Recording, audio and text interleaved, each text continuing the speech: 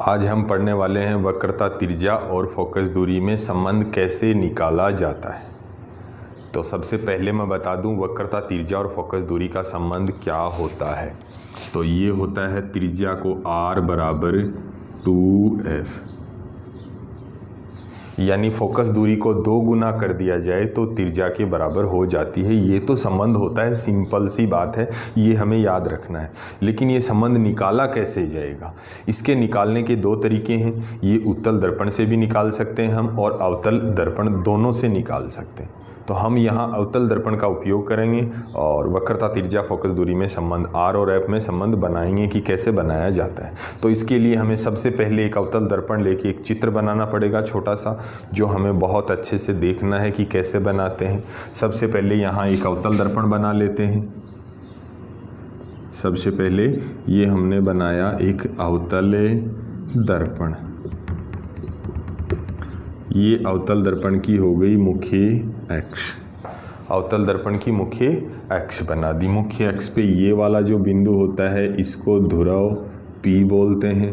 यहाँ पे एक फोकस बिंदु F होता है, यहाँ वक्रता केंद्र C होता है। ये सब बातें हमने पीछे पढ़ी थी। उसके बाद हमने ये भी पढ़ा कि मुख्य अक्ष के समांतर अगर किरण डाली जाएगी, समांतर आने वाली किरण फोकस से जाती है।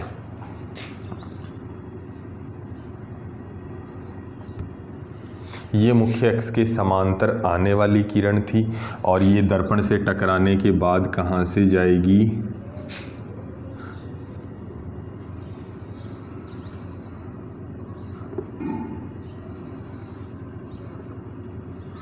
ये देखिए मुख्य अक्ष के समांतर आने वाली किरण दर्पण से टकराकर फोकस बिंदु से गुजर रही है।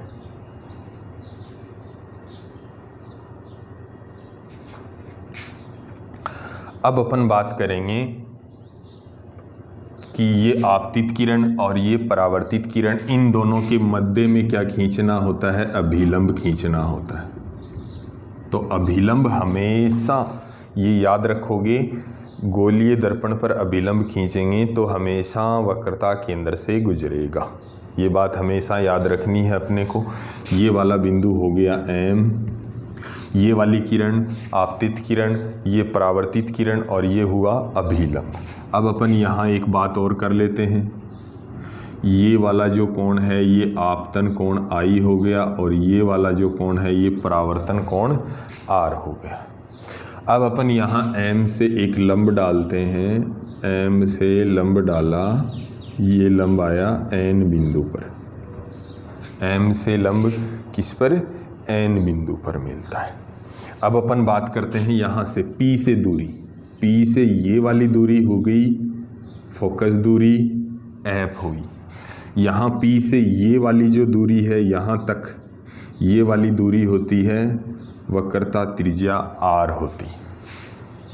ओके, उसके बाद अपन बात करने वाले हैं यहाँ पर एक जो सबसे इम्पोर्टेंट बात है त्रिकोणमिति से संबंधित, वो अपन बात करेंगे थीटा का मान सूक्ष्म हो। थीटा का मान सूक्ष्म हो, यानी थीटा बहुत ही छोटा कोण होता है तो साइन थीटा हमेशा थीटा ही लिखा जाता है। जब थीटा छोटा होगा तो साइन थीटा की जगह थीटा ही उपयोग करेंगे। अगर ऐसा ही कोस थीटा में होता, अगर थीटा छोटा होता तो ये लिखा जाता 1। और टेन थीटा की बात करें, अगर थीटा छोटा हो तो ये लिखा जाता है थीटा। इसमें अल्प कोण के लिए थीटा, इसमें अल्प कोण के लिए 1 और इसमें अल्प कोण के लिए थीटा वैल्यू आती है।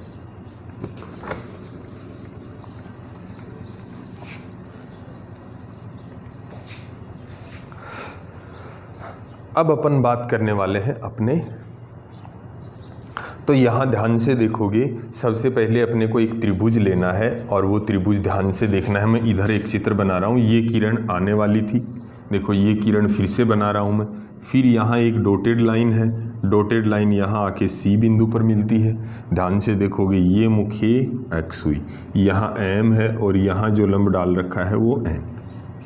देखिए ज़रा यहाँ ध्यान से देखिए क्या लिखा हुआ है, I लिखा हुआ है, तो ये वाला कोण भी कितना होगा, I हो जाएगा। जाएगा।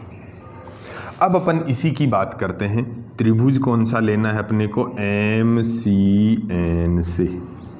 हमने कौन सा त्रिभुज लिया, त्रिभुज MCN लिया, और इस त्रिभुज में हम tan थीटा का सूत्र लगाएंगे तो tan I लिखा जाएगा। यहाँ कौन I है तो I लिखा जाएगा। tan I का मान क्या हो जाता है, सबसे पहले ऊपर लिखा जाता है लंब और नीचे आधार। तो यहाँ आप मेरे को बताओगे कि लंब क्या हुआ, तो I के सामने वाली भुजा लंब होती है, MN यहाँ पर लंब हो गया, tan I बराबर हो गया MN। आधार क्या हो गया, CN। CN क्या हो गया, आधार। तो यहाँ आप देखिए C से N तक, C से N या C से P, N और P में कितना सा फ़र्क है, थोड़ा सा फ़र्क है, इसलिए हम दोनों को लगभग बराबर मान लेते हैं। तो यहाँ अपन इसके आगे ब्रैकेट में लिखेंगे कि CN और जो CP हैं वो दोनों लगभग बराबर होते हैं। तो ये हो जाएगा tan I बराबर MN और ये हो गया CP। फिर अपन बात करते हैं, देखो ये CP जो है ये किसके बराबर है, वक्रता त्रिज्या। तो CP को क्या लिख सकते हो, स्मॉल r लिख सकते हो। CP को क्या लिख सकते हो, स्मॉल r। tan I बराबर MN अपॉन स्मॉल r। अब यहाँ पे अपन बात करते हैं, यदि I सूक्ष्म हो, यदि I क्या हो, सूक्ष्म हो, तो अभी अभी हमने पढ़ा था कि यदि थीटा छोटा होगा तो ये केवल थीटा बन जाएगा। यहाँ I छोटा है तो यहाँ केवल I बराबर MN अपॉन R बन जाएगा। ये हमारे लिए समीकरण नंबर 1 बन गया। हमने क्या किया, एक त्रिभुज लिया MCN और त्रिभुज में ये कोण I था तो ये कोण भी I हो जाएगा। क्यों हुआ, एकांतर कोण है। उसके बाद tan का फॉर्मूला लगाया, लंब बटे आधार। आधार CN था लेकिन CN और CP थोड़ा सा ही फ़र्क है, CN और CP में लगभग बराबर हो गए तो CP यूज कर लिया हमने। CP का उपयोग किया तो CP की वैल्यू क्या थी, त्रिज्या के बराबर थी, इसलिए हमने R लिख दिया। फिर I को क्या कर दिया, छोटा कर दिया, सूक्ष्म कर दिया। ये हुई बात ख़त्म यहाँ पर। अब अपन बात करने वाले हैं, ऐसा ही एक दूसरा त्रिभुज लेके हल करने वाले हैं। तो मैं इसको एक बार के लिए मिटा देता हूँ, हमें सिर्फ ये याद रखना I बराबर MN अपॉन R।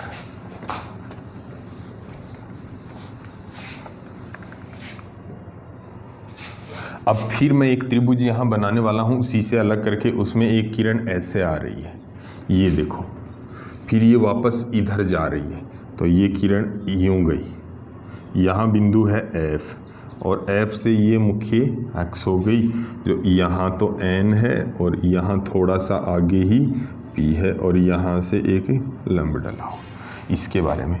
तो यहाँ देखिए, यहाँ दो कोण हैं, एक तरफ I है और ये R है।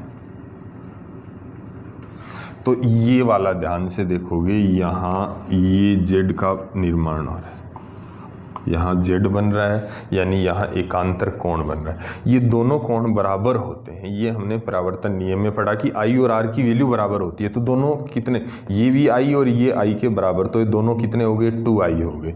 और ये कोण दोनों क्या हो जाएंगे, एकांतर कोण है इसलिए बराबर हो जाएंगे। तो यहाँ वैल्यू हो जाएगी 2I। अब अपन बात करते हैं यहाँ से P से F वाली दूरी, ये वाली दूरी फोकस दूरी होती है। अब अपन यहाँ पे त्रिभुज लेते हैं, कौन सा त्रिभुज लिया, त्रिभुज MFN से, त्रिभुज MFN से। यहाँ हम tan का फॉर्मूला लगाएंगे, तो फिर tan, यहाँ tan कितना है, 2I हो गया। तो tan 2I बराबर क्या होगा, लंब बटे आधार। तो थीटा के सामने वाली भुजा लंब होती है, तो यहाँ MN और आधार कितना हो गया, FN। यहाँ ध्यान से देखिए, FN और FP में कितना सा फ़र्क है, थोड़ा सा, तो FN है लगभग बराबर FP हो जाएगा।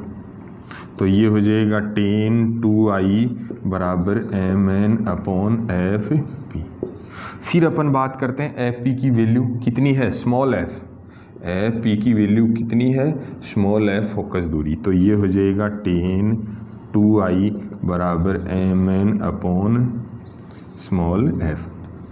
अब अपन बात करते हैं, फिर बात करता हूँ मैं, अगर यहाँ ये छोटा कोण हो, सूक्ष्म कोण हो, 2i सूक्ष्म हो, 2i सूक्ष्म हो तो क्या हो जाएगा, 2i की जगह सिर्फ 2i हो जाएगा और ये mn अपॉन f हो जाएगा।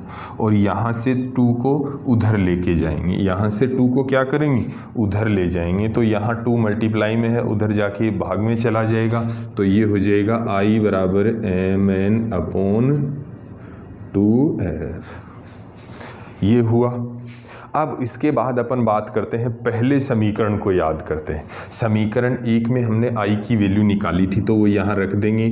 समीकरण 1 से i बराबर mn अपॉन r रखने पर, तो यहाँ रखेंगे तो क्या हो जाएगा, mn अपॉन r, और ये हो जाएगा mn अपॉन 2f। mn से mn को हम काट देते हैं और ये हो गया 1 अपॉन r बराबर 1 अपॉन 2f। दोनों को वज्र गुणा कर लेते हैं, तो 2f 1 से हो जाएगा और r भी 1 से हो जाएगा, तो ये आ जाएगा 2f बराबर r। तो अपन बात करेंगे, हमें यहाँ 2 त्रिभुज लेने हैं। एक हमने पहले लिया, tan का फॉर्मूला लगा के i निकाल लिया, फिर हमने एक और त्रिभुज लिया, 2i निकाला, ये 2 को उधर ले गए और यहाँ फिर से दोनों पहले वाले से वैल्यू निकाल के mn अपॉन r यहाँ रख दी और दोनों में जो कट रहा था उसको काट दिया, वज्र गुणा कर दिया। इस प्रकार से हम वक्रता, त्रिज्या और फोकस दूरी में संबंध स्थापित कर सकते हैं। अब अपन बात करने वाले हैं वक्रता, त्रिज्या और फोकस दूरी में जो संबंध हमने निकाला उस पे बोर्ड एग्जाम में आने वाले आंकिक प्रश्न यानी कि न्यूमेरिकल के बारे में, कि किस प्रकार का न्यूमेरिकल एग्जाम में आता है। तो मैं आपको यहाँ बता दूँ, पहला क्वेश्चन यहाँ संबंध स्थापित करना भी आ सकता है, जो हमने डेरिवेशन पढ़ा वो भी एग्जाम में आता है कि ये संबंध निकाल के दिखाओ कैसे बना। दूसरा सीधा सीधा 1 अंक के क्वेश्चन में ये भी आ सकता है, r और f में संबंध लिखिए। और तीसरा जो क्वेश्चन है किस प्रकार से आता है वो हम बात करेंगे। यहाँ क्वेश्चन, यहाँ ध्यान से देखोगे, अवतल दर्पण की वक्रता त्रिज्या 20 सेमी है, तो फोकस दूरी क्या होगी। ये एक छोटा सा आंकिक प्रश्न है, बहुत ही सिंपल है। वक्रता त्रिज्या 20 है तो फोकस दूरी 10 होगी, लेकिन ये इस प्रकार से हल नहीं होने वाला। यही सबसे इम्पोर्टेंट बात थी, इसीलिए मैं आपको ये न्यूमेरिकल बता रहा हूँ। ध्यान से सुनोगे। हमें यहाँ कौन सा दर्पण दे रखा है, अवतल दर्पण। तो हम क्या करेंगे, एक इधर रफ वर्क में एक अवतल दर्पण बना लेंगे। ये देखो एक छोटा सा अवतल दर्पण हमने बना दिया, ये इसकी मुख्य अक्ष हो गई। बताइए फोकस बिंदु किधर होगा, इधर। त्रिज्या किधर होगी, ये हुई त्रिज्या, ये वाली त्रिज्या है। अब बताओ प्रकाश किधर से डालेंगे, ये प्रकाश की दिशा हो गई। ये किसकी दिशा हुई, प्रकाश की। ये कौन सी दूरी हुई, त्रिज्या। त्रिज्या दूरी हमेशा कहाँ से मापी जाती है, चिन्ह परिपाटी को याद करेंगे। हर दूरी का मापन P से शुरू होता है। प्रकाश किधर जा रहा है, इधर जा रहा है। वक्रता त्रिज्या इधर है, तो त्रिज्या की वैल्यू धनात्मक होगी या ऋणात्मक। प्रकाश की विपरीत दूरी ऋणात्मक होती है। तो यहाँ जो हमें त्रिज्या दे रखी है, त्रिज्या के चिन्ह हमें खुद को लगाना पड़ता है। यहाँ ध्यान से देखेंगे, वक्रता त्रिज्या कितना दिया हुआ था, 20 सेमी। हमें यहाँ प्लस की 20 मिलती है या माइनस की 20, तो हमें यहाँ पता चला कि ये आपतित प्रकाश की विपरीत दूरी है, इसलिए ऋणात्मक होगी। तो ये माइनस का चिन्ह लगाना बहुत ज़रूरी है। फिर उसके बाद लिखेंगे, हम जानते हैं r बराबर 2f। r की जगह -20 और ये 2f, तो f बराबर हो जाएगा -20/2 बराबर -10 सेंटीमीटर। ये था हमारा एक छोटा सा न्यूमेरिकल जिसमें त्रिज्या का मान दे रखा है, फोकस दूरी निकालनी है, लेकिन चिन्ह परिपाटी से हमें उसका चिन्ह प्लस होगा या माइनस होगा ये ध्यान रखना है। अवतल दर्पण में जो वक्रता त्रिज्या होती है वो ऋणात्मक होती है। ठीक ऐसे ही उत्तल दर्पण के लिए भी अगर ये आ सकता है, यहाँ पे क्या दिया हुआ होता, क्वेश्चन नंबर 2 उत्तल दे रखा होता, तो हम क्या करते ध्यान से देखेंगे कैसे इसको सॉल्व करते। फिर हमें यहाँ बनाना पड़ता है एक रफ काम के लिए, यहाँ एक उत्तल दर्पण बनाना पड़ता, मुख्य एक्स बनाते। अब बताइए इसका केंद्र किधर होगा, इसका केंद्र उस तरफ आएगा, ये केंद्र है और ये ध्रुव हो गया। बताइए प्रकाश दर्पण के सामने यानी पोलिस के दूसरी साइड से डालते हैं तो ये प्रकाश हुआ